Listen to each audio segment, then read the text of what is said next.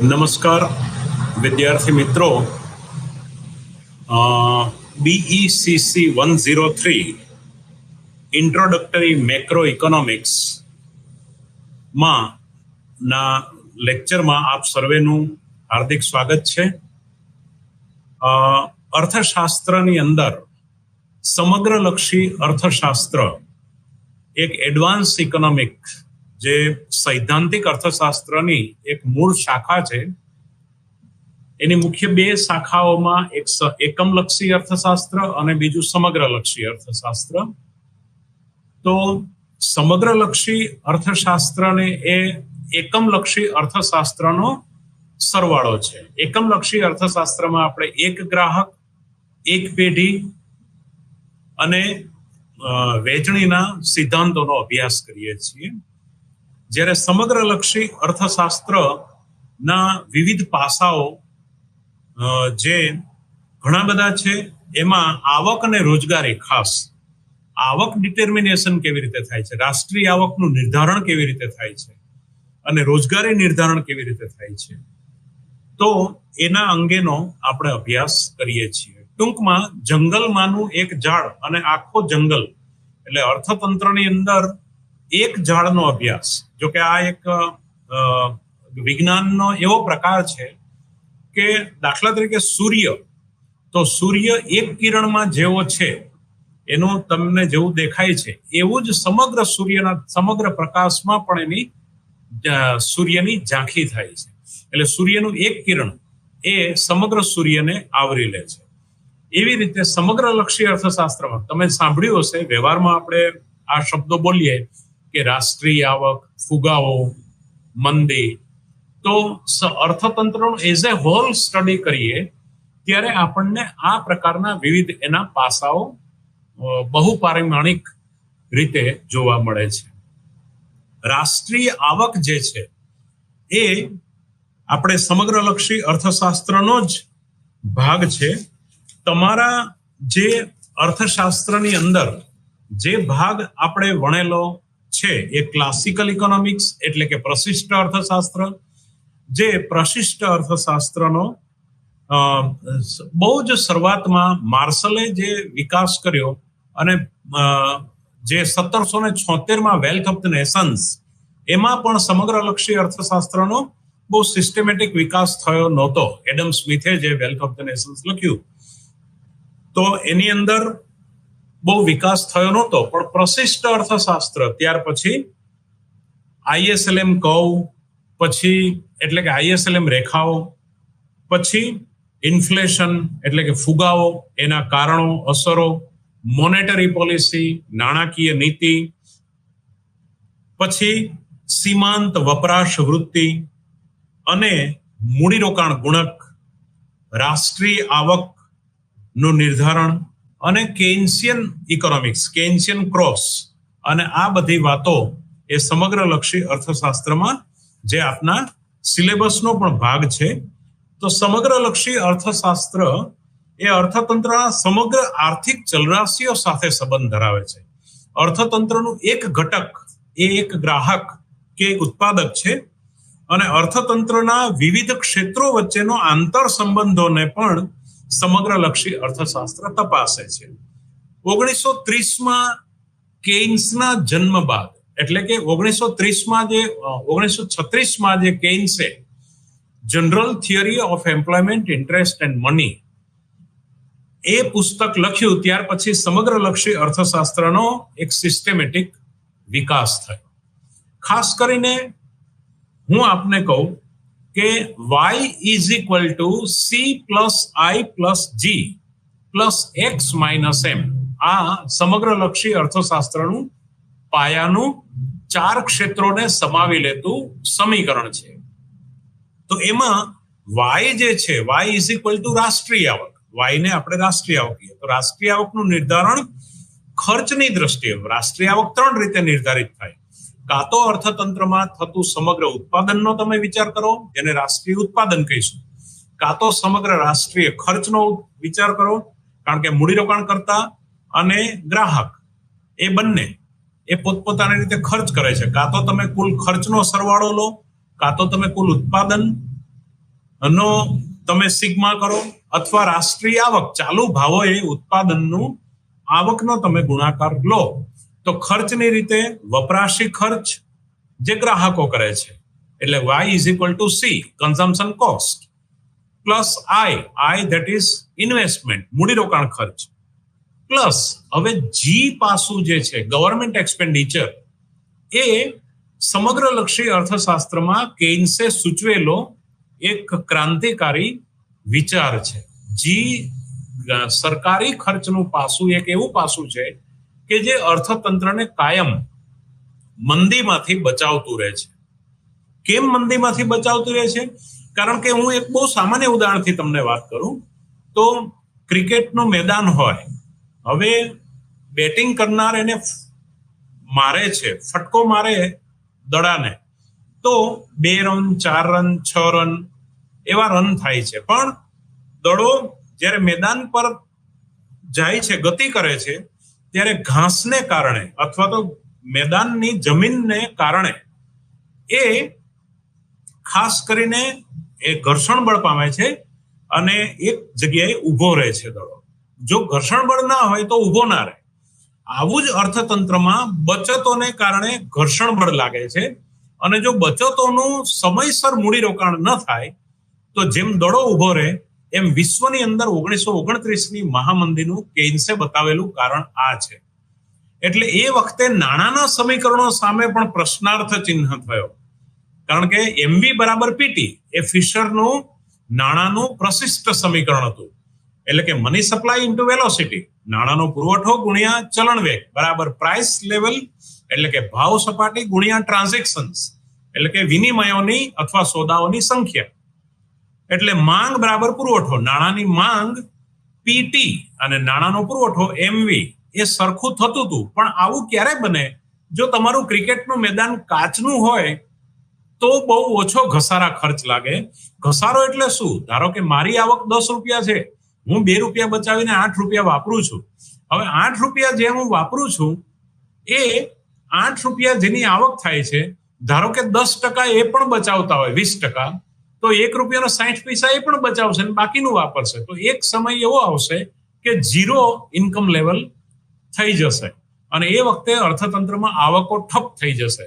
અને ઠપ થઈ જાય તો સરકારનો રોલ ના હોય કલ્યાણલક્ષી તો અર્થતંત્ર આગળ ગતિ કરે નહીં. કેઇન્સનો પાયાનો તર્ક હતો અને માટે એમણે કહ્યું કે લોકોને ખાડા ખોદાવીને પણ પુરાવો, પણ લોકોને રોજગારી આપો. એટલે ગવર્મેન્ટ એક્સપેન્ડિચર જે છે, સરકારી ખર્ચનું કેઇન્સે ખૂબ જ મહત્વ કહ્યું. અને એ પહેલાની જે સરકારો હતી એ બધી પોલીસ સ્ટેટ હતા, એટલે કે પ્રજાનું રક્ષણ કરવું અને પ્રજાની માલ મિલકતોનું રક્ષણ કરવું અને પ્રજાને ન્યાય આપવો, એટલે કોર્ટ કચેરી, પોલીસ તંત્ર અને મિલિટરી. આ સિવાય સરકારનો કોઈ રોલ નહોતો. સરકારનું રક્ષણ કરવાનું, માલ મિલકતોનું અને લોકોનું રક્ષણ કરવાનો જ રોલ હતો.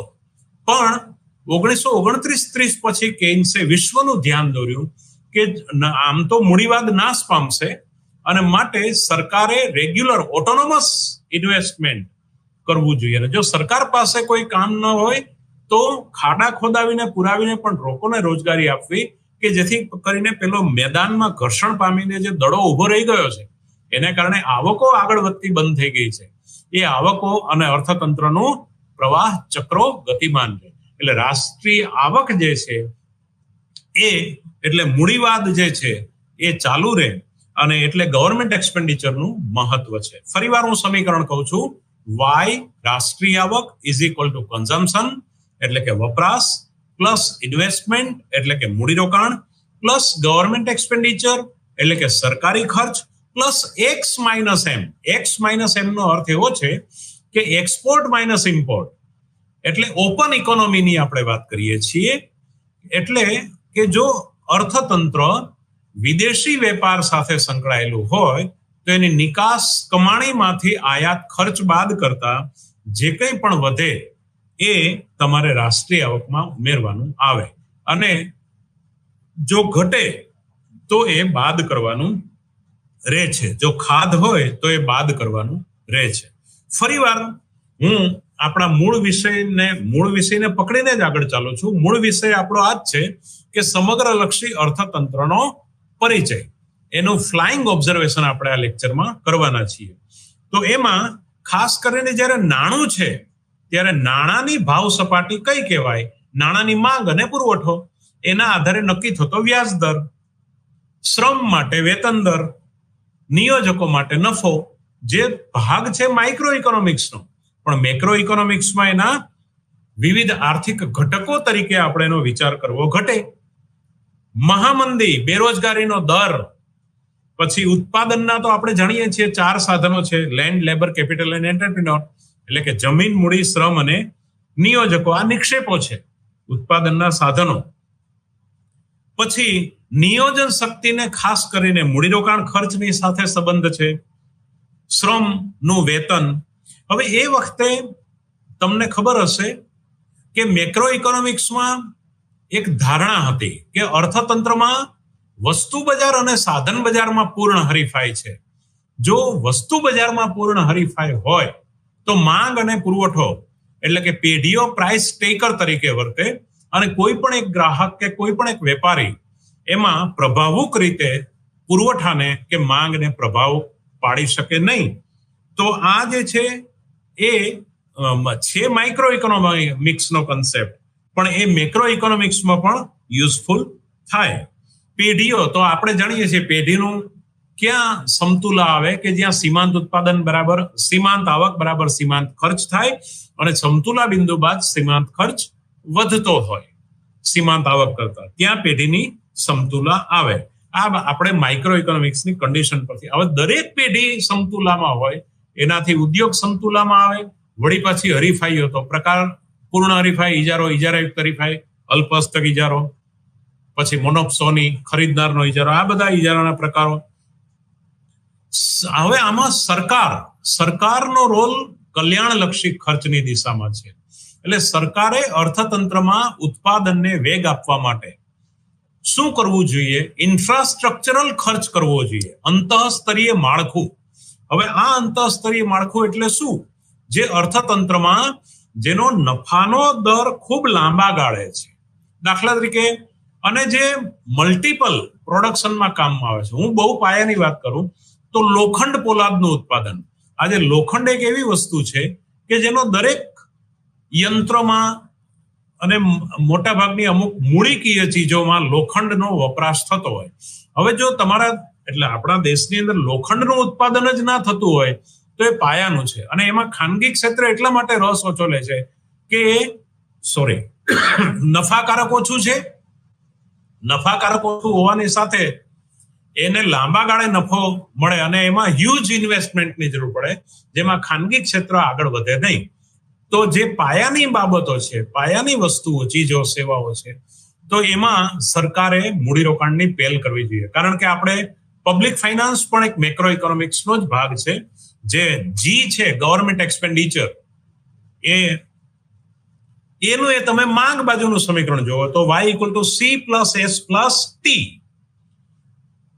એટલે કે વપરાશ વત્તા બચત, એટલે કે બચત બરાબર મૂડીરોકાણ થવું જોઈએ. અને સમતોલ અંદાજપત્ર માટે ગવર્મેન્ટ એક્સપેન્ડિચર ટેક્સની ઇન્કમ એ થવી જોઈએ.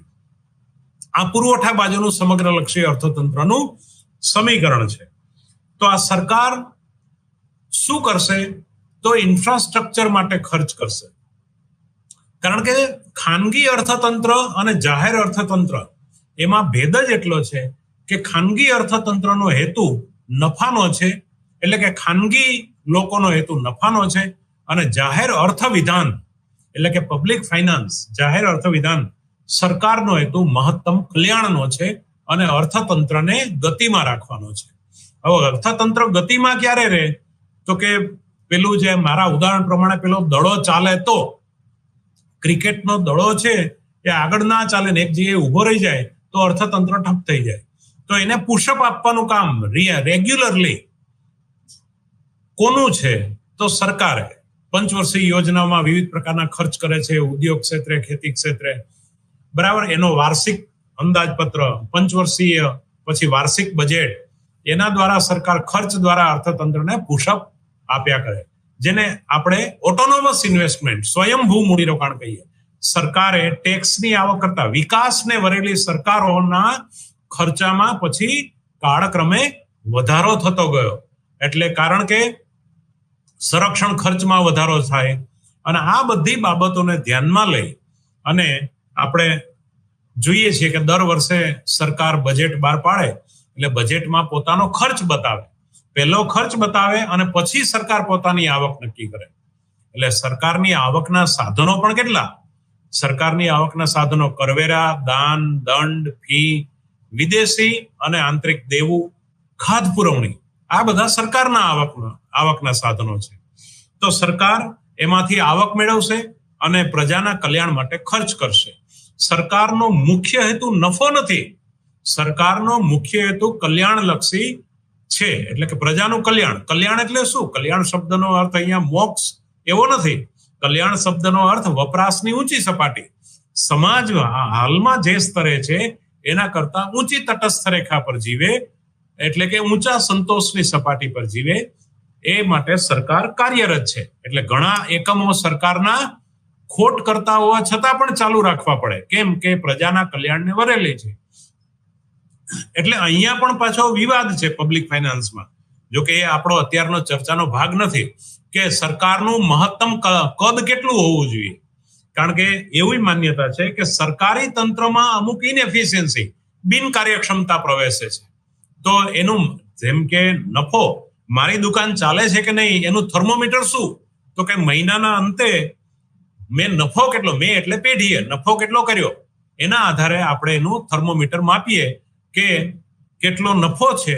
એના આધારે, નફાના આધારે એનું મૂલ્યાંકન થાય કે પેઢી. તો સરકારના ખર્ચનું મૂલ્યાંકન શું? તો સરકારના ખર્ચનું પણ એ બજેટમાં હવે કોસ્ટ પ્લસ શૂન્ય અંદાજપત્ર, એટલે હવે એ પણ કન્સેપ્ટ છે કે સરકાર એટલે રાષ્ટ્રીય આવકના ખ્યાલમાં જો આપણે જઈએ તો અત્યારે તો બહુ હાઈલી ઇન્ટેલેક્ચ્યુઅલ કન્સેપ્ટ આમાં છે કે દાખલા તરીકે આપણી પાસે વિવિધ પ્રકારના ક્ષેત્રો હોય. હવે ધારો કે બિહારમાંથી કોલસો ને આમાં આપણા દેશોમાંથી ખનિજ તેલ ને એ બધું નીકળે, એ વેચી અને ધારો કે આપણે વિદેશમાં એની નિકાસ કરી નાખી અને આપણી રાષ્ટ્રીય આવક ઊંચી રહી, તો આપણે એવું પ્રસ્થાપિત કરવા માંગીએ કે ભાઈ આપણા દેશની રાષ્ટ્રીય આવક ઊંચી છે, પણ એ આપણે ભૂલ ભરેલું, આપણું ઇલ્યુઝન છે, આપણો ભ્રમ છે. કેમ? કારણ કે આપણે નેચરલ રિસોર્સિસનું ઉત્ખલન કરી, કુદરતી સંસાધનોને ખોદી કાઢી અને એ આપણે કમાણા છીએ. એટલે અત્યારની તબક્કાએ દેખાય છે જાક જમાળ, આપણી નિકાસ વધારે છે ને આયાત ઓછી છે ને અત્યારે અર્થતંત્ર ફાયદામાં છે. એટલે આપણા આંકડાઓ આપણને ભ્રમિત કરી નાખે. પણ પછી જ્યારે ખનિજ તેલ, કુદરતી સાધન સંપત્તિ મર્યાદિત છે. જમીનમાંથી જે ધાતુ નીકળે, મેટલ, મેંગેનીઝ, લોખંડ, એસ્બેસ્ટોસ, પછી આ બધું મર્યાદિત. એક સમયે તમે એના આધાર પર જો કમાતા હો વિદેશ વેપારમાંથી, તો એક સમય તમારી આવક બંધ થઈ જશે. એટલે ગ્રીન એકાઉન્ટ સિસ્ટમની અત્યારે રાષ્ટ્રીય આવકમાં કન્સેપ્ટ છે, હરિત હિસાબી પદ્ધતિ, કે તમે જે કમાઓ છો એમાંથી કુદરતી સંસાધનોનો વપરાશ જે તમે કર્યો એ તમારી રાષ્ટ્રીય આવકમાંથી બાદબાકી કરવાની થાય. અને એના આધારે આખો પર્યાવરણનો કન્સેપ્ટ પણ આપણે જાણીએ છીએ કે પર્યાવરણ લક્ષી અર્થશાસ્ત્ર પણ આપણે ભણીએ છીએ કે એન્વાયરમેન્ટલ ઇકોનોમિક્સ, કેમિકલ ઇન્ડસ્ટ્રીઝ વધારે ને વધારે કરી અને લોકોના હેલ્થ સાથે ચેડા કરીને જો આપણે કમાઈએ તો at the cost of what? કોના ખર્ચના આધારે આપણે કમાવું? પબ્લિકના હેલ્થના આધારે. ફોરેનરો જો ફોરેનમાંથી યુરેનિયમ, થોરિયમ, રેડિયો એક્ટિવ જે કિરણો પ્રોડ્યુસ કરે છે, એને જો આપણે એના કચરાને આપણા દેશમાં જમીનમાં દાટવાની છૂટ આપીએ અને અમુક પૈસા આપે, એમાં આપણી રાષ્ટ્રીય આવક ઊંચી આવે છે, તો એ રાષ્ટ્રીય ખર્ચ કહેવાય. એ રાષ્ટ્રીયમાંથી બાદબાકી કરવાની છે. એટલે આ ગ્રીન એકાઉન્ટ સિસ્ટમમાં આ બધી વસ્તુઓનો પણ સમાવેશ થાય છે. અત્યારે રાષ્ટ્રીય આવકનો કન્સેપ્ટ માત્ર આટલો મર્યાદિત રહ્યો નથી કે C+I+G માંગ બાજુએ અથવા પુરવઠાની બાજુએ C+S+T x-m અથવા C+I+G x-m, એવો મર્યાદિત રાષ્ટ્રીય આવકનો કન્સેપ્ટ નથી. અત્યારે રાષ્ટ્રીય આવકમાં ગ્રીન એકાઉન્ટ સિસ્ટમ પણ છે. તમે જુઓ કે કોલેજોની અંદર નેકમાં પણ એક તમે કચરાનો પ્લાસ્ટિકનો ઉપયોગ, સન પ્લાસ્ટિક, એને બધાને મહત્વ અપાય છે કે તમે પ્લાસ્ટિકનો ઉપયોગ ઓછો કરો. એટલે ઇકોનોમિક્સ બધી દિશામાં આપણું આંખ ઉગાડે છે, આપણને એ વાત કરે છે. તો સરકાર એક બાહ્ય પરિબળ છે, એક્ઝોજેનસ ફેક્ટર, અને નિકાસ આયાતને પણ આપણે એમાં વણી લેવાની રહે છે. પણ હવે ક્લાસિકલ ઇકોનોમિક્સ, પ્રશિષ્ટ અર્થશાસ્ત્રીઓ જે સમગ્રલક્ષી અર્થતંત્રમાં આવક અને રોજગારીના નિર્ધારણમાં એનો પાયાનો સિદ્ધાંત એક હતો, અને એ સિદ્ધાંત વિદ્યાર્થી મિત્રો સમયની પણ ઘણી બધી મર્યાદા છે, એટલે આપણે ખૂબ જ ફ્લાઇંગ ઓબ્ઝર્વેશનમાં બધા જ પાસાઓનો જો આપણે 1 કલાકમાં અભ્યાસ કરી લેવો હોય તો આપણે ખૂબ જ ઝડપથી આગળ વધીએ છીએ. અત્યારે તો હું આમાં બહુ ડીપમાં એટલા માટે નહીં જાઉં કારણ કે મારે બધા જ પાસાઓને ફ્લાઇંગ ઓબ્ઝર્વેશનમાં મારે તમને જેમ એક સૂર્યના કિરણમાં આખો સૂર્ય, એમ સમગ્રલક્ષી અર્થશાસ્ત્રને મારે આ 1 કલાકમાં થોડું બને એટલું ઝડપથી ન્યાય આપીને વણી લેવાનો હું પ્રયત્ન કરીશ. એમાં ISLM મોડેલ ને એ બધું, આ ISLM મોડેલ ને આ બધા રાષ્ટ્રીય આવક ને આ બધા ટોપિક ખાલી તમારે ફ્લાઇંગલી એનો અભ્યાસ કરવો હોય તો પણ 1-1 કલાક આ બધા ટોપિક લે છે. તમારી બુકમાં પણ તમે વાંચજો, અને આગળ ઉપર જો ઇકોનોમિક્સમાં સ્ટડી કરો તો પ્રશિષ્ટ અર્થશાસ્ત્રમાં પાયાનો શેનો નિયમ હતો કે પુરવઠો સ્વયં તેની માંગ સર્જે છે. હવે પુરવઠો સ્વયં તેની માંગ સર્જે છે એ આપણે બોલીએ છીએ ત્યારે તમારે વસ્તુ બજાર અને સાધન બજાર અને મૂડી બજાર આ ત્રણેયને ટચ કરવા પડે. હું ક્લાસિકલ ઇકોનોમિક્સમાં અત્યારે પ્રવેશ કરું છું. ક્લાસિકલ ઇકોનોમિક્સ, પ્રશિષ્ટ અર્થશાસ્ત્ર એ જૂનું, એટલે પ્રશિષ્ટ અર્થશાસ્ત્રમાં આ વાત છે કે માંગ અને પુરવઠાના આધારે વસ્તુનું કિંમત નિર્ધારણ થાય છે. આ તો બહુ પ્રાથમિક બાબત છે. બીજી બાબત, શ્રમનું વેતન કેવી રીતે નિર્ધારણ થાય છે, તો કે શ્રમનો માંગ અને શ્રમની પુરવઠો એના આધારે વેતન દર નિર્ધારિત થાય છે. તો આ રીતે માંગ અને વસ્તુ બજારમાં પણ પૂર્ણ હરીફાઈ છે, સાધન બજારમાં પણ પૂર્ણ હરીફાઈ છે. અને આવા સમયે ધારો કે બેરોજગારી 1929માં બેરોજગારી ખૂબ હતી, ત્યારે પ્રોફેસર પિગુએ બધાનું ધ્યાન દોર્યું કે નવા લોકોને રોજગારી આપવી હોય તો નવા લોકોને રોજગારી આપવા માટે તમે હાલના તબક્કે વર્તમાન જે શ્રમિકો છે એનું વેતન કાપનો સિદ્ધાંત પિગુનો બહુ પ્રખ્યાત હતો પ્રશિષ્ટ અર્થશાસ્ત્રમાં. પાછળથીની મર્યાદાઓનો પણ આપણને ખ્યાલ આવ્યો, એટલે એનો સિદ્ધાંત બહુ ચાલ્યો નહીં કે હાલના શ્રમિકોનો વેતન કાપી અને તમે નવા શ્રમિકોને ઉમેરો. એને પણ આકૃતિ દ્વારા પણ સમજાવ્યું છે, પણ અત્યારે આપણે આ બધી વસ્તુઓ ફ્લાઇંગલી ઓબ્ઝર્વ કરીએ છીએ, બહુ ઉડ્ડયન રીતે, જેમ વિમાન ઉપરથી તમને નીચેનું કોઈ શહેર બતાવે એમ આખું સમગ્રલક્ષી અર્થશાસ્ત્રનો અત્યારે આપણે અભ્યાસ કરીએ છીએ. તો શ્રમની માંગ અને શ્રમના પુરવઠા, તો એના આધારે વેતન દરને તમે જો શ્રમની માંગ વધારવી હોય તો વેતન દર કાપવો પડે. જેમ કિંમત ઘટે તો માંગ વધે, એમ શ્રમનું વેતન ઘટે. તર્કની અંદર ઉતરતી આ વસ્તુ કેટલી બધી મર્યાદા વાળી છે એ કેન્સે આપણું ધ્યાન દોર્યું. કેન્સે કહ્યું કે શ્રમનો તમે જો વેતન દર ઘટાડશો તો શ્રમની તો સીમાંત ઉત્પાદકતા ઘટશે, કારણ કે શ્રમને પૂરતું પોષણ મળશે તો એ કામ કરશે, અને શ્રમને પૂરતું વેતન મળે તો એના ઉપરથી મિનિમમ વેજીસનો કન્સેપ્ટ, લઘુત્તમ વેતન દર, કે માણસ સેવક ભાઈ તરીકેની ફરજ બજાવે વર્ગ 4માં કે વર્ગ 1માં તો પણ એનું પગાર ધોરણ કેવી રીતે નક્કી થાય? તો જો વર્ગ 4માં પણ અભ્યાસ એ સેવા બજાવતા હોય તો પણ એને મહિને મિનિમમ અમુક વેતન તો મળવું જ જોઈએ, એનું 2 માણસનું કુટુંબ અને એના માટે, એટલે એમાંથી ભાવ સૂચકાંકનો એ કન્સેપ્ટ. એટલે આ બધી વાત સમગ્રલક્ષી અર્થશાસ્ત્રના ભાગમાં આપણે કહી શકીએ.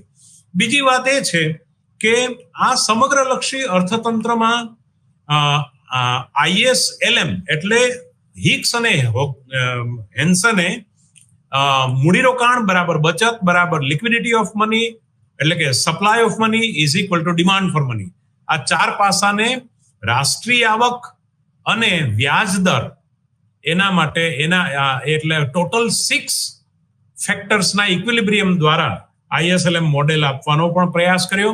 ક્લાસિકલ મોડેલની અંદર પ્રશિષ્ટ અર્થતંત્રમાં વસ્તુની માંગ અને કિંમત, માંગ અને પુરવઠા દ્વારા કિંમત નિર્ધારણ થાય છે. શ્રમની માંગ અને પુરવઠા દ્વારા શ્રમનું કિંમત નિર્ધારણ એટલે કે વેતન દર નક્કી થાય છે. અને વ્યાજ દર દ્વારા, એટલે કે મૂડીરોકાણ બરાબર બચત થાય, I=S, એ રીતે વ્યાજ દરની સમતુલા મૂડીરોકાણ બરાબર બચત ની રીતે થઈ રહ્યું છે. એમાં પાયાની ધારણા એમ છે કે વસ્તુ બજાર અને સાધન બજાર સંપૂર્ણ ફ્લેક્સિબલ છે. ફ્લેક્સિબલ છે એટલે વેતન તમે કાપી શકો છો, એટલે કે વ્યાજ દર પણ કપાઈ શકે છે, નીચો થઈ શકે છે, વસ્તુની કિંમત પણ નીચી ને ઊંચી મુક્ત રીતે થઈ શકે છે.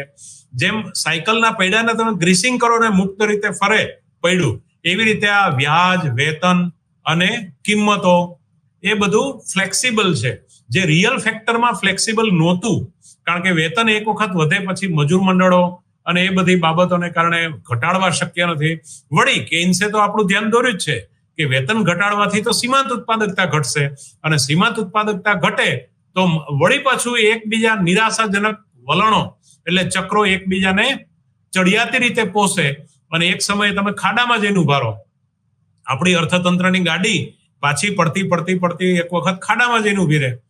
તો એટલે એને જો બ્રેક મારી અને એક્સિલેટર આપવું હોય તો સરકારી મૂડીરોકાણ જે છે એ કેઇન્સે જે ધ્યાન દોર્યું એ વખતે 1929, 30 અને 36 બહાર પડેલી જનરલ થિયરીના આધારે ખૂબ અગત્યનું છે.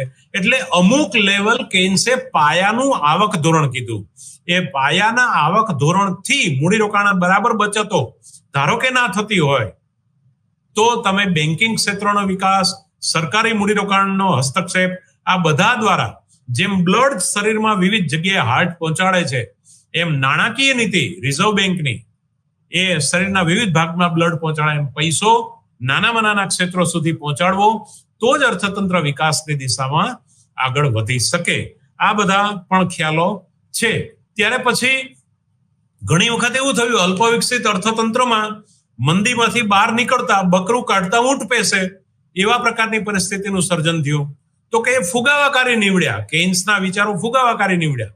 તો પછી એને કેવી રીતે સોલ્વ કરવું? માટે ફરી પાછું ફ્રીડમેન ટ્વિસ્ટ કહેવાય છે. ફ્રીડમેને વળી પાછું જે લોજિકલી ક્લાસિકલ અર્થશાસ્ત્ર હતું એને પાછું મૂકવાના પ્રયાસ કર્યા, એટલે એને ફ્રીડમેન ટ્વિસ્ટિંગ કહેવાય. તો ફ્રીડમેને વળી પાછું આ નાણાવાદ ઉભો કર્યો. આ બધા જે સમગ્ર લક્ષી અર્થશાસ્ત્રના બહુ ઇમ્પોર્ટન્ટ એલિમેન્ટ છે, બહુ અગત્યના ઘટકો છે. તો આ બધી વાત આપણે આમાં કરવાની રહે છે, કારણ કે હવે કેઇન્સે જે વાત કરી એમાં અસરકારક માંગ, કેઇન્સને આપણે એક શબ્દમાં કહેવા હોય તો અસરકારક માંગનો અભાવ મંદીનું કારણ છે. માટે પ્રશિષ્ટ અર્થશાસ્ત્રના પાયાના ખ્યાલો જે હતા કે પુરવઠો સ્વયં તેની માંગ ઊભી કરી શકતો નથી, એટલે પુરવઠો વધારવામાં આવે તો પછી માંગ તો એ વાતને મર્યાદાઓ કેઇન્સે બતાવી કે કારણ કે અર્થતંત્રમાં અસરકારક માંગ નથી, માટે આ મંદી દૂર થતી નથી. અને માંગ ઊભી કરવા માટે ખાનગી રોકાણકારો ક્યારેય આગળ આવતા નથી. કેમ કે નફો હવે પેલો ક્રિકેટનો દડો 0 થઈ ગયો, અટકીને ઉભો રહ્યો, એટલે નફો 0 હોય ત્યાં ખાનગી લોકો ક્યારેય મૂડીરોકાણ માટે બહાર આવતા નથી. ત્યારે આવા સમયે નફાના ધ્યેયને ન વરેલી અને કલ્યાણલક્ષી સરકારે ઓટોનોમસ ઇન્વેસ્ટમેન્ટ દ્વારા, રેગ્યુલર અંદાજપત્ર દ્વારા અંતઃસ્તરીય માળખું ઊભું કરવું, પાયાના ક્ષેત્રો ઊભા કરવા, જો એ થઈ ગયા હોય તેને આગળ પણ વધારવા, બીજું સરકારી ક્ષેત્રોને પોતે બિનકાર્યક્ષમતા હાંસલ ના કરે અને અર્થતંત્ર ચાલુ રહે, એ રીતે સરકારે પોતાનો હસ્તક્ષેપ ચાલુ રાખવો. તો એ રીતે એજ્યુકેશન, મેડિકલ, પછી ઇન્ફ્રાસ્ટ્રક્ચરલમાં આ ઓવરબ્રિજો જે SG હાઈવે પર બને છે બધા, એટલે રોડ રસ્તાઓ સારા કરવા, આ ઇન્ફ્રાસ્ટ્રક્ચર ઊભું કરવું. વળી ધ્યાન એવું રાખવાનું છે કે સરકારી તંત્ર બિનકાર્યક્ષમ ન થઈ જાય, નોન એફિશિયન્સી, કારણ કે સરકારમાં કોઈ પણ વસ્તુ સરકારી થાય એટલે નોન એફિશિયન્ટ ના થાય એની પણ કાળજી સરકારે રાખવાની છે. અને માટે કેટલુંક ખાનગી ક્ષેત્ર અને કેટલુંક સરકારી ક્ષેત્ર, એટલે આ વખતે સંશોધનના ક્ષેત્રમાં એવી પણ વાત કરી શકાય કે સરકારનું કદ કેટલું હોઈ શકે. ધારો કે ગુજરાત સરકાર, ભારત સરકાર, તો ભારત સરકારે કેટલાક ક્ષેત્રોમાં પોતાનો હાથ રહેવા દેવો અને કેટલાક ક્ષેત્રોમાં પોતાનો હાથ રહેવા ના દેવો. હવે ડબલ એક્સેલ નો શર્ટ આપણે પહેરીએ અને આપણી શરીરની સાઈઝ L સાઈઝ હોય તો પેલા ખભા નીચે ઉતરે. એવી રીતે વિદેશના ગ્રોથ મોડેલો જે છે એ આપણને કાયમ એ પેલો શર્ટ આપણે પહેરવા જઈએ અને એને આધારે આપણે જો આગળ એ ગ્રોથ મોડેલોને આધારે આપણું આયોજન પંચ અપનાવે તો પણ મુશ્કેલી થાય.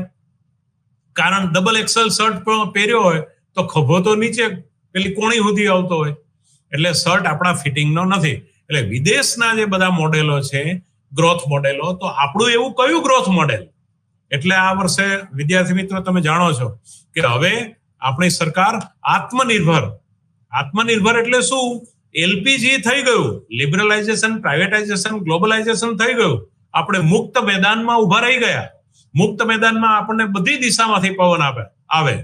શિક્ષણ હોય, હેલ્થ હોય, બધી જ દિશાઓમાં આપણે ફોરેનની મલ્ટીનેશનલ કંપનીઓની સામે કોમ્પિટિશન કરવી પડે. આજે બધી આપણી શિક્ષણની વાત કરો તો શિક્ષણની અંદર સરકારી યુનિવર્સિટીઓએ આજે ખાનગી અને ડીમ યુનિવર્સિટીનો પેલું હરીફાઈ એમાં ટકી રહેવાનું છે. મલ્ટી સ્પેશિયાલિટી હોસ્પિટલો, તો એની અંદર ખાનગી બીજા ડોક્ટરોએ એની કોમ્પિટિશનમાં ઉભા રહેવાનું છે. ત્યારે એવા સમયે આત્મનિર્ભર ભારત એટલે પોતાના પર ઉભું રહેવા માટે ન તો આ લોકો ખલાસ થઈ જાય એવું પણ નહીં, કારણ કે આપણી વસ્તી પણ ઘણી બધી છે, બધાને રોટલો મળી રહે. એટલે વિકાસનું મોડેલ કેવું હોવું જોઈએ કે વેસ્ટર્ન મોડેલ પણ નહીં, અને આપણે વેસ્ટર્નની સાથે કદમ પણ મિલાવવાના છે. એટલે ભલે 100 માંથી 62% લોકો ખેતી આધારિત હોય, 67% લોકો ખેતી આધારિત હોય, આવકમાં એનો 18-20 રૂપિયા 18-20% ભાગ હોય, છતાં પણ ખેતીને પણ પ્રોગ્રેસ એટલે ઓર્ગેનિક ખેતી. વળી પાછું જે સેવા ક્ષેત્રનો વ્યાપ વધવો જોઈએ, જે 49-50% ભાગ રાષ્ટ્રીય આવકનો, એટલે એનો પણ હિસ્સો વધવો જોઈએ. ઇન્ડસ્ટ્રીયલ એરિયા એ પણ, વળી પાછું પર્યાવરણને નુકસાન ન કરે એવું એ પ્રકારે. એટલે વિકાસ કરવો છે પણ પર્યાવરણને નુકસાન નથી થવા દેવું, તો આઈટી સેક્ટરને ડેવલપ કરવું પડે. એટલે આપણે આ વખતે જોયું છે કે ભારતે આ વખતના બજેટમાં આપણે જોઈ શકીએ છીએ કે ભારત 5 ક્ષેત્રોમાં જો પોતાનું ધ્યાન રાખે તો વિશ્વની મહાસત્તા બનવું 2030 સુધીમાં બહુ દૂર નથી. મહાસત્તા બને કે ન બને, અમેરિકા ને ચાઇનાને આપણે ક્રોસ કરીએ કે ના કરીએ, પણ આપણે આપણું સ્થાન હજી પણ આગળ ચોક્કસ લઈ જઈ શકશું જો આપણે ફાર્માસ્યુટિકલ ક્ષેત્રે ધ્યાન રાખીશું, આઈટી સેક્ટરમાં ધ્યાન રાખીશું, ડિફેન્સમાં ધ્યાન રાખીશું. આ બધા એવા અગ્રગણ્ય 4-5 ક્ષેત્રો એવા છે કે જેની અંદર આપણે આપણું સંપૂર્ણ એગ્રીકલ્ચરમાં, કૃષિ ક્ષેત્રમાં ઓર્ગેનિક ખેતી પણ સાથે એને કમાણી કરાવી આપતી, એ પણ આપણે ધ્યાન રાખવું પડશે. એટલે આ બધી બાબતમાં આપણું ફાઇનાન્સ આપણે કરવું પડશે. એટલે મેક્રો ઇકોનોમિક્સનો વિદ્યાર્થી મિત્રો ખાલી મેં આ તમને ક્લુ આપ્યો, એના આધારે તમે ખાલી તમે આ 60 મિનિટનું કે 1 કલાકનું લેક્ચર ધ્યાન દઈને સાંભળો તો તમને ખબર પડે કે આના મૂળિયા કેટલા ઊંડા છે. એટલે અર્થશાસ્ત્ર તમને કઈ દિશામાં લઈ જશે. વિકાસનું મોડેલ હોય એટલે કે પબ્લિક ફાઇનાન્સ હોય, સરકારની આવક જાવક દેવાની વાત કરવાની હોય, બરાબર. પછી મેક્રો ઇકોનોમિક્સની વાત કરવાની, માઇક્રો ઇકોનોમિક્સની વાત કરવાની હોય, તો આ બધામાં એડવાન્સ થિયરી લેવલ પર અર્થશાસ્ત્રએ કયા જવાબો આપી શકે વિશ્વને, એટલી તાકાત છે અર્થશાસ્ત્રમાં. સમગ્રલક્ષી અર્થશાસ્ત્ર, એકમલક્ષી અર્થશાસ્ત્ર, એને કઈ રીતે એપ્લાઇડ સાઇડમાં મૂકવું, એ આ બધી જ વિગતો તમે આ 60 મિનિટના લેક્ચર ઉપરથી ચોક્કસ એના તારણ પર આવી શકશો. હવે પોલિસી એની સાથે પાછી ડેફિસિટ ઊભી થાય. સરકારની ડેફિસિટ, તો કઈ ડેફિસિટ, કઈ ખાધ, તો કે ભાઈ મહેસૂલી ખાધ, રેવન્યુ ડેફિસિટ. પછી એ મહેસૂલી આવક કરતા મહેસૂલી ખર્ચ વધી જાય. પછી એની સાથે ફિસ્કલ ડેફિસિટનો મનમોહન સિંહે સરસ કન્સેપ્ટ આપ્યો કે રાજકોષીય ખાધ એટલે સરકારના કુલ ખર્ચાઓ, કુલ આવક, જેને બધી વાતમાં જે જાહેર દેવાના ચૂકવણી સહિતનું જેમાં સમાવેશ થઈ જાય. કારણ કે મેજર પાર્ટ તો આપણો વ્યાજની ચૂકવણીમાં જાય છે, જાહેર દેવાની. એટલે જાહેર દેવાનો પાર્ટ જે છે, પોર્શન સરકારની આવકમાં, આ વખતના બજેટમાં જુઓ પબ્લિક ડેપ્ટનો રૂમ, એટલે આ વખતનું નહીં પણ આપણે તો 1950-51 થી જ્યારથી ચાલુ કર્યું ત્યાર પછી બેઝિક આપણું એ વખતે હેરડ ડમર મોડેલ હતું. તમારી જાણ માટે, ઇકોનોમિક ગ્રોથ મોડેલ. ત્યાર પછી સોલોના મોડેલને આપણે 1956ની ઔદ્યોગિક નીતિ પછી અનુસર્યા. એ બધું આપણે ભવિષ્યમાં ક્યારેક આના વિશેના લેક્ચરો, growth and development, public finance વિશે વાત કરીશું તો એમાં ડીપમાં વાત કરીશું. આ બધા આ લેક્ચરમાં જે હું એક એક શબ્દ બોલું છું એ બધા ટાઇટેનિક જેવા છે, જે હું માત્ર ઉપરનું દેખાય છે એટલું જ બોલું છું, પણ એનું ડેપ્થ એ ઘણું બધું 10 ગણું અંદર છે. અને એક અર્થતંત્રની વિવિધ દિશાઓમાં પ્રસાર પ્રચાર ઘણો બધો એનો છે. એટલે કે જેવું વૃક્ષ જેટલું ઉપર દેખાય એટલું નીચે એના મૂળિયા હોય, આ સીધું થર્મોમીટર છે. એવી વાત આ બધા જે શબ્દો હું કીવર્ડ્સ બોલ્યો, ફુગાવો, મંદી, બેરોજગારી, એને મેં બને એટલા વિશ્લેષિત કરીને આપની સમક્ષ મૂકવા આ 1 કલાકમાં ગાગરમાં સાગરની પેઠે પ્રયત્ન કર્યો છે. તો મને લાગે છે હવે તમને આમાંથી ઘણું થોડું ક્લુ મળશે, કારણ કે ઇગ્નોમાં તમે આપ સર્વે ઘરે બેસીને જ અભ્યાસ કરતા હો છો, અને ખાસ કરીને એનું માર્ગદર્શન તો મારે લેક્ચરમાં એવી વાતો વણી લેવી જોઈએ કે જેથી કરીને તમે બુક વાંચો તો એના આધારે તમારું અન્ડરસ્ટેન્ડિંગ તમારી સ્પ્રેડ થાય. તો મને લાગે છે કે હું આ વસ્તુ કરવામાં આ વ્યાખ્યાનમાં સફળ થયો છું, અને ના થયો હોય તો દરગુજર કરજો. પણ એ બને એટલો હું પ્રયત્ન કરું છું તમને વધારે ને વધારે આ બધા કન્સેપ્ટ સમજાય.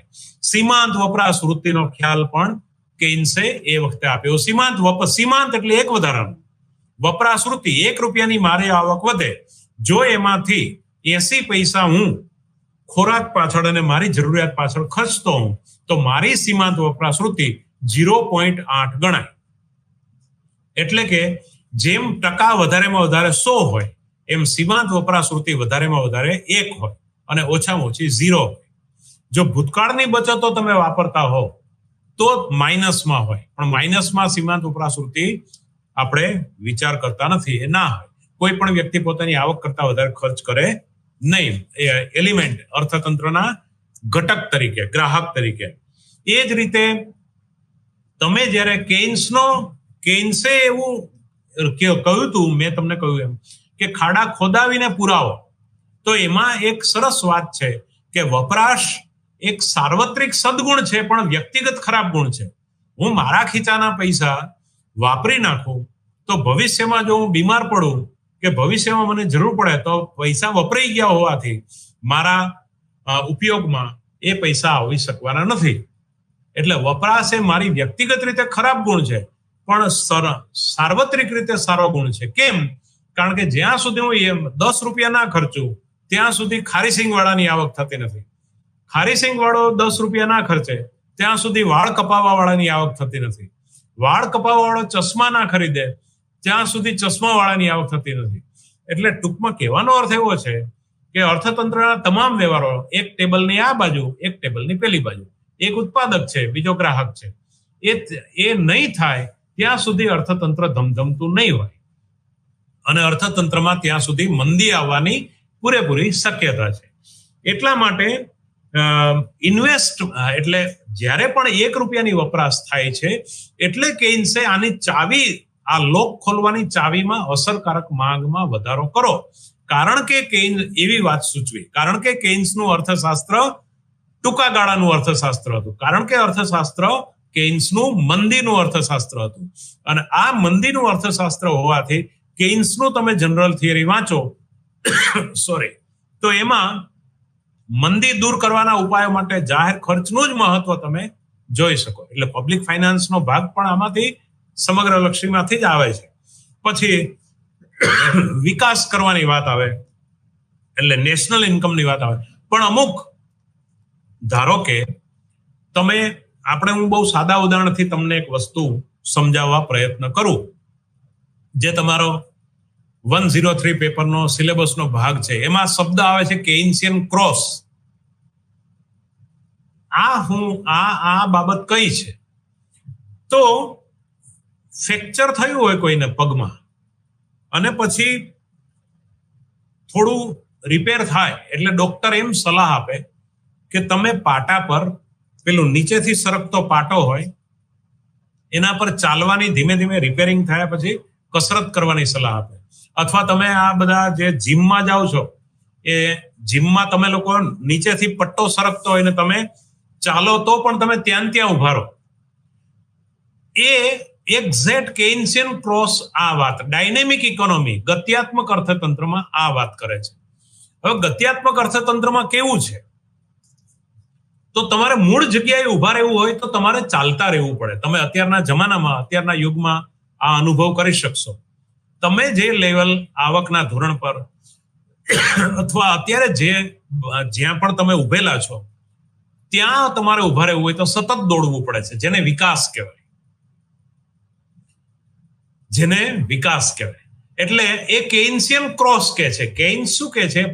એને પાયાનું ધોરણ કે છે કે તમારે મૂળ વિકાસ, મૂળ તટસ્થ રેખા, મૂળ કલ્યાણ એની દિશામાં તમારે ત્યાં જવું. વિકાસ કરવો તો બીજી વસ્તુ છે, પણ જ્યાં છો ત્યાંથી પાછા ના પડવું હોય તો તમારે અમુક આવક ધોરણ, આ બધી ચર્ચાઓ સમગ્ર લક્ષી અર્થતંત્રમાં થઈ રહી છે. એટલે કોઈ એક કુટુંબ કે ગ્રાહકનો વિચાર ના કરતા સમગ્ર રાષ્ટ્રએ વિકાસ કરે કે ના કરે એ બીજા નંબરની વાત છે, પણ પોતે જ્યાં હાલમાં છે સામાજિક સ્ટેટસમાં ત્યાં ટકી રહેવું હોય તો અમુક રીતે દોડવું જ પડે. અને તો જ્યાં છો ત્યાં ઉભા રહેવાની જે સિસ્ટમ છે એને કેઇન્સ પાયાનું આવક ધોરણ એવો શબ્દ આપે છે, જેને કેઇન્સિયન ક્રોસ કહીએ. જો એ પછી પણ મૂડીરોકાણ વધતું જાય તો અર્થતંત્ર, જેને ગ્રોથ મોડેલમાં ટેક ઓફ સ્ટેજ કહેવાય, પ્લેન ઉપડે ત્યારે એક સમય એવો આવે કે જમીન, દાખલા તરીકે જમીન પર લેન્ડ થયેલું હોય પ્લેન, અને ત્યાર પછી એ એક સમયે ધીમે ધીમે કરતા જમીન છોડી દે છે. જમીન છોડીને હવામાં ઉડવાનું ચાલુ કરે છે. એને ટેક ઓફ સ્ટેજ કહેવાય. તો અર્થતંત્ર જે અલ્પ વિકસિતમાંથી વિકસિત બનવા માટે પણ એમાં આ પ્લાનિંગમાં બધી દિશામાં ધ્યાન રાખવું પડે. મેં કહ્યું એમ પર્યાવરણનું ધ્યાન રાખવું પડે, વળી ગ્રોથ મોડેલ એવું અપનાવવું પડે કે જે માત્ર તમને પેલું હવાઈ ફુગાવાની જેમ હવામાં ના ઉડાડે. તમારા નાના માણસને રોટલો મળી રહ્યો જોઈએ ગ્રાસ રૂટ લેવલ પર. એટલે જુઓ અત્યારે બધું ચાલે જ છે. સરકારે ખાનગી ક્ષેત્ર અને જાહેર ક્ષેત્ર, દાખલા કે શિક્ષણની ચર્ચા કરીએ તો બંને એક સાથે ચાલે છે. ખાનગી યુનિવર્સિટીઓ જેની પાસે પૈસા છે ત્યાંથી ભણે, અને જેની પાસે પૈસા નથી તો એને શિક્ષણનો અધિકાર તો માટે સરકારી સ્કૂલો, પ્રાથમિક શાળાઓ. અને અમર્ત્ય સેને કહ્યું એમ કે શિક્ષણ તો આપણો મૂળભૂત હક છે, અધિકાર છે દરેકનો. એટલે ચાઇલ્ડ લેબર ના હોવો જોઈએ, બાળ મજૂરો ના હોવો જોઈએ. એટલે શિક્ષણ તો દરેકને મળવું જોઈએ. અને એમાંથી જો પાછું મધ્યાહન ભોજન, કારણ કે ગરીબ લોકો ભોજન ના આપી શકે માટે બાળકને મજૂરીએ મોકલે, તો બાળકને ભોજન જ સ્કૂલમાં મળે તો બાળક ભણી શકે. એટલે આ બધી બાબતમાં મેક્રો ઇકોનોમિક્સ ખૂબ સરસ ધ્યાન દોરે છે આપણું. એટલે મેક્રો ઇકોનોમિક્સ જે છે, સમગ્ર લક્ષી અર્થશાસ્ત્ર એ ઓક્ટોપસ જેવું છે. એવું ને એવું ગ્રોથ મોડેલનું છે. માઇકલ પી ટોડેરો એને ઓક્ટોપસ સાથે સરખાવે છે. તમે કોઈ પણ એમ કે આ એનો પગ છે એમ પકડી ના શકો, કારણ કે એના બીજા 17 પગ નીકળ્યા. એટલે ઘણી બધી દુર્બિનીઓથી તમે જુઓ ત્યારે તમે સમગ્ર લક્ષી અર્થશાસ્ત્રને 1 કલાકમાં તમારી સમક્ષ રજૂ કરનારો કોણ? શક્ય જ નથી. અને એનો બહુ પ્રાથમિક પરિચય. પેલો ઇલેક્ટ્રિક કરંટ હોય એ વાયરમાં આવ્યો હોય અને હું તમને ખાલી આમ 1 સેકન્ડ પૂરતો આમ હાથમાં વાયર આમ છેડો અડાડીને મૂકી દઉં, એવી વાતનું આ 1 કલાકનું લેક્ચર છે. જો તારે ઇલેક્ટ્રિક કરંટ જોવો છે કેમ, તો આવો હોય. એટલે એવી વાત છે. આ સમગ્ર લક્ષી અર્થશાસ્ત્રની અંદર ઘણા બધા પાસાઓનો સમાવેશ થાય છે ને અર્થતંત્રમાં ઘણા બધા વિવિધ પ્રકારની અસરો ઉપજાવતું હોય છે. હવે આ બધા જે ચાવીરૂપ, પેલા તો ડોક્ટર થવું હોય એને શબ્દો શીખવા પડે. કેન્સર કોને કહેવાય, પછી ડાયાબિટીસ કોને કહેવાય, તાવ કોને કહેવાય, એના લક્ષણો શું. એમ આ બધા જે હું કીવર્ડ આ લેક્ચરમાં બોલ્યો મેક્રો ઇકોનોમિક્સના, એ કીવર્ડનું તમે તો તમારી પાસે તો અત્યારે ગૂગલ મહારાજ છે, એટલે એમાં તમે ટાઈપ કરીને અંગ્રેજીમાં તમને થોડું આવે પણ એ તમે શીખી શકો કે ભાઈ નેશનલ ઇન્કમ, રાષ્ટ્રીય આવક કોને કહેવાય, વપરાશ વૃત્તિ કોને કહેવાય, સીમાંત વપરાશ વૃત્તિ કોને કહેવાય, નાણાકીય નીતિ, તો નાણાકીય નીતિની અંદર મોનેટરી પોલિસી, થોડુંક એનું ઇંગ્લિશ વર્ડ લઈ લેવાનું એટલે તમને ગૂગલ નેટ ઘણું બધું બતાવશે કે વ્યાજ દર કોને કહેવાય, rate of interest.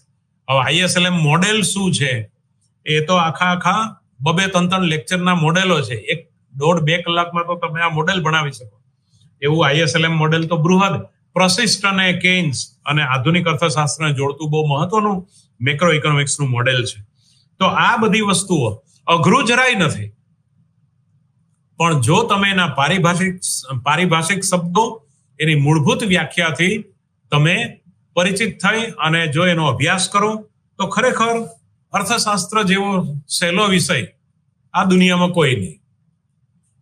Condition apply, તમને એની ટર્મિનોલોજી ખબર પડવી જોઈએ, એની પારિભાષિક શબ્દો ખબર પડવી જોઈએ, તો તમે આરામથી માઇક્રો ઇકોનોમિક્સ એટલે કે એકમલક્ષી અર્થશાસ્ત્ર, સમગ્રલક્ષી અર્થશાસ્ત્ર, પબ્લિક ફાઇનાન્સ હોય, જાહેર વિત્તીય વ્યવસ્થાના સિદ્ધાંતો, ગ્રોથ મોડેલ હોય અલગ અલગ પ્રકારના, તો એ તમે આરામથી સમજી શકો, સહેજ પણ તકલીફ પડે એવું નથી. પણ કોઈ પણ વસ્તુ શીખવા માટે એમાં રસ રુચિ જોઈએ અને આપણી ધગસ જોઈએ, તો આપણને ચોક્કસ આવડે, એમાં કઈ બીજી શંકાને સ્થાન નથી. હવે બીજું કે લેણ દેણની તુલાની પણ વાત, હવે એને થોડુંક આંતરરાષ્ટ્રીય અર્થશાસ્ત્ર તરફ, અત્યારે 1:07 થઈ છે, 1:07, આપણી પાસે થોડી મિનિટો છે, 1:20 આપણે પૂરું કરવાનું છે, તો થોડું આંતરરાષ્ટ્રીય અર્થશાસ્ત્રનું પણ હું તમને લોજિક એક કહી દઉં. તો આંતરરાષ્ટ્રીય અર્થશાસ્ત્ર એ પેલા એનો જવાબ આપવો પડે. દાખલા તરીકે હું પબ્લિક ફાઇનાન્સ કહું તો પબ્લિક ફાઇનાન્સ એનો જવાબ આપવો પડે કે સરકારે કરવેરા કયા સિદ્ધાંતોના આધારે નાખવા. પેલું તો સરકારે કરવેરા શા માટે નાખવા એ મેં અત્યાર સુધી તમને વાત કરી, આજે 1.5-પોણો કલાકથી વાત કરું છું, કારણ કે સરકારી અર્થશાસ્ત્રનું મહત્વ છે. તો સરકાર આવક ક્યાંથી ઊભી કરશે? કરવેરામાંથી. કરવેરા કેવી રીતે નાખવા? તો કે ભાઈ લોકોનો પ્રમાદ ના વધી જાય. ધારો કે 1997 ની વાત કરીએ તો 2 લાખ કરતા ઉપર આવક હોય તો 90% કરવેરા હોય, 90-97%. તો માણસ કઈ બાકીના ઉપરના 10 રૂપિયા માટે મહેનત ના કરે, કારણ કે આરામમાંથી પણ વિશિષ્ટ તુષ્ટિગુણ મળતો હોય. જો આરામમાંથી વિશિષ્ટ તુષ્ટિગુણ મળતો હોય અને 2 લાખ પછી જો મારી પાસે 100 રૂપિયા આવે તો 90 રૂપિયા સરકાર લઈ જાય, 10 રૂપિયા જ મને આપે, અને સરકાર એમ કે અમે તો કલ્યાણલક્ષી રીતે વાપરીએ છીએ અને જે સમાજમાંથી તમે કમાવો છો એ સમાજને આપવાની તમારી ફરજ છે. તો સોશિયલ રિસ્પોન્સિબિલિટી ખરી, પણ સરકારને ખબર પડી પાછળથી કે ટેક્સ કરવેરાના દરો અસામાન્ય રીતે ઊંચા લઈ જવાથી સરકારની આવક વધશે, એ ભ્રમ છે. એનાથી બ્લેક મની વધશે. જેને કમાવું છે એ ખોટું બોલશે, આવકવેરો છુપાવશે. એટલે આવકવેરાનો મહત્તમ દર તમે જુઓ બધા બજેટોમાં આવે 30% વધારે નથી. એટલે માણસને પ્રમાણિક રીતે જીવતો રાખવો પડે. એની સાથે સાથે મૂડીરોકાણ અને બચત કરવાની શક્તિ અને વૃત્તિ એના પર ખરાબ અસર ન પડે એ પણ જોવું પડે. એટલે કરવેરાના વિવિધ પ્રકારના સ્લેબ પાડવામાં આવે, અને આ પબ્લિક ફાઇનાન્સની વાત છે. અને એની સાથે પછી આંતરરાષ્ટ્રીય વેપારનું એક પાસું થોડુંક આપણે સ્પર્શ કર્યા વગરનું રહી જાય છે. તો આંતરરાષ્ટ્રીય વેપાર, જો તમે મુક્ત અર્થતંત્ર, ઘણા લિબરલાઇઝેશન, પ્રાઇવેટાઇઝેશન અને ગ્લોબલાઇઝેશન ઘણા તરફેણ કરતા હતા, એ વખતે વિરોધ કરતા હતા, પણ વિશ્વના જો તમામ દેશો હવે આ માર્ગમાં હોય, બધા લોકો પીળા પટ્ટા પહેરીને ફરતા હોય, તો આપણે પીળો પટ્ટો પહેરવો જ પડે. વિશ્વના તમામ દેશો હવે લગભગ, કારણ કે એનો બેઝિક લોજિક કયો છે, તો આંતરરાષ્ટ્રીય અર્થશાસ્ત્રમાં પાયાનો તર્ક એ છે કે શું વેપાર મુક્ત રીતે કરવાથી ફાયદો થશે દેશને? ત્યારે પ્રશ્ન એવો આવે કે મને 5 રૂપિયાનો ફાયદો થાય, મને એટલે ભારતને, અને તમને એટલે અમેરિકાને 50 રૂપિયાનો ફાયદો થાય, તો એ કરાય કે ના કરાય? કોમર્શિયલ માઇન્ડ એમ કે છે કે એ કરાય. આ વૈશ્વિકરણ એટલે કે લિબરલાઇઝેશન, ઉદારીકરણ, લિબરલાઇઝેશન, ગ્લોબલાઇઝેશન, વૈશ્વિકરણ અને પ્રાઇવેટાઇઝેશન, ખાનગીકરણ, એના આ પાયાના તર્ક છે. તો આંતરરાષ્ટ્રીય વેપારમાં શા માટે જોડાવું? આંતરરાષ્ટ્રીય વેપારમાં જોડાવું તો એનાથી મારે એમાં હકીકતલક્ષી, વાસ્તવદર્શી અને સૈદ્ધાંતિક મારે ફાયદો બતાવવો પડે. તો આંતરરાષ્ટ્રીય વેપારના પેપરમાં આપણે સિદ્ધાંતમાં બતાવીએ છીએ, રિકાર્ડોએ જે તુલનાત્મક ખર્ચ તફાવતનો સિદ્ધાંત એમાં આપ્યો, કમ્પેરેટિવ કોસ્ટ થિયરી, કે જો કશું નવું સંશોધન ના થાય છતાં પણ જો દરેક દેશ પોતાની કાર્યકુશળતા પ્રમાણે જો ઉત્પાદન કરે, એ દેશ એક્સ વસ્તુમાં કાર્યકુશળ હોય, બી દેશ વાય વસ્તુમાં કાર્યકુશળ હોય, તો એડમ સ્મિથે તો વેલ્થ ઓફ ધ નેશન્સ બહુ 1776 એમાં નિરપેક્ષ ખર્ચ તફાવતના આધારે ઉદાહરણ આપીને સાબિત કર્યું હતું. તો એ દેશ પોતાની શક્તિ વાય વસ્તુ કરવામાં ના બગાડે અને બી દેશ પોતાની શક્તિ એક્સ વસ્તુ બનાવવામાં ના બગાડે અને બંને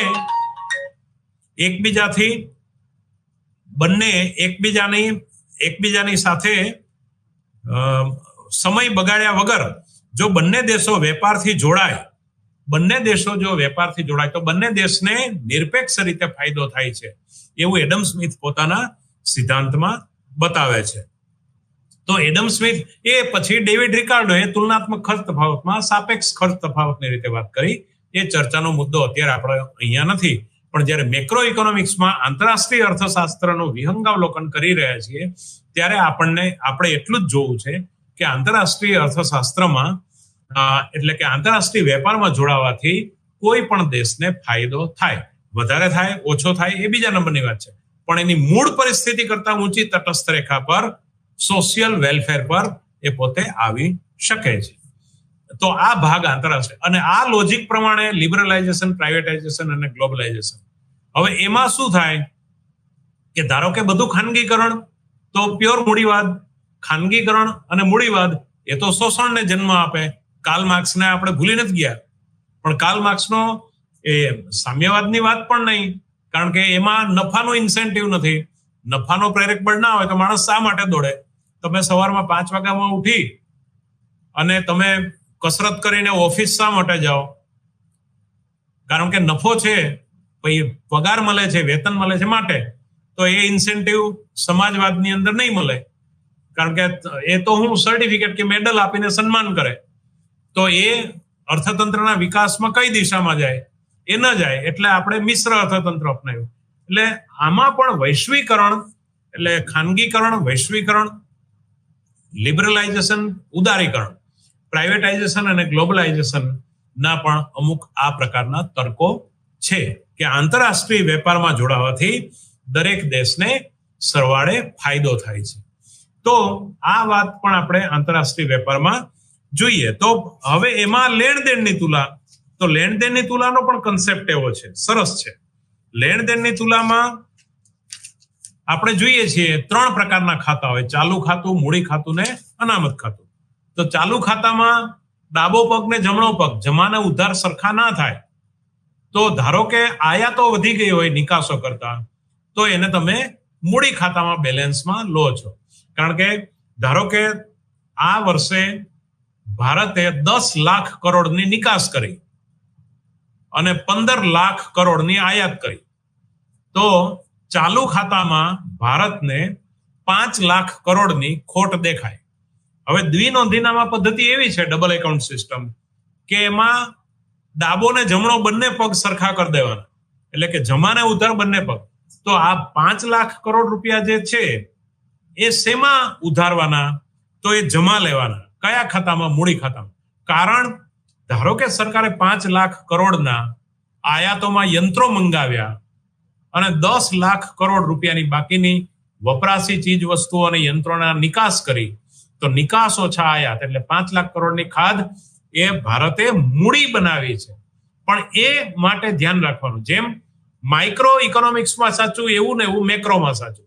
ધારો કે ખેડૂત લોન લે પણ એ લોન દીકરાના લગ્ન કરવામાં વાપરી નાખે તો પાઘડીનો વડ છેડે, એ લોન ભરી શકે નહીં. એમ સરકાર જે વિદેશી દેવું લઈ રહી છે, એટલે કે જાહેર ઋણ લઈ રહી છે, જો એનું કેપિટલ એક્સપેન્ડિચર કરવામાં આવે, મૂડી નવા રોડ રસ્તા હોય, ઇન્ફ્રાસ્ટ્રક્ચર બનાવવા, એમાં વાપરવામાં આવે, જે નવી ગ્રાન્ટો, એ નવા પૈસા એ બધા એમાં વાપરવામાં આવે, તો નર્મદા યોજના દાખલા તરીકે, નર્મદા યોજનામાં ઘણું બધું આપણે એક પેઢીએ તો નાખી દીધું, 1-2 પેઢીએ, ત્યારે આપણને અત્યારે પાણી મળતું થયું. તો એ જે છે એ કન્સેપ્ટ દેવાનો છે. તમે દેવું કરો એનો વાંધો નથી, પણ એ દેવું ઉત્પાદકીય માર્ગે જો વપરાતું હોય તો એ દેવું તમારા માટે બર્ડન નથી, ભાર નથી, પણ બાકીનું દેવું તમારા માટે ભારરૂપ છે.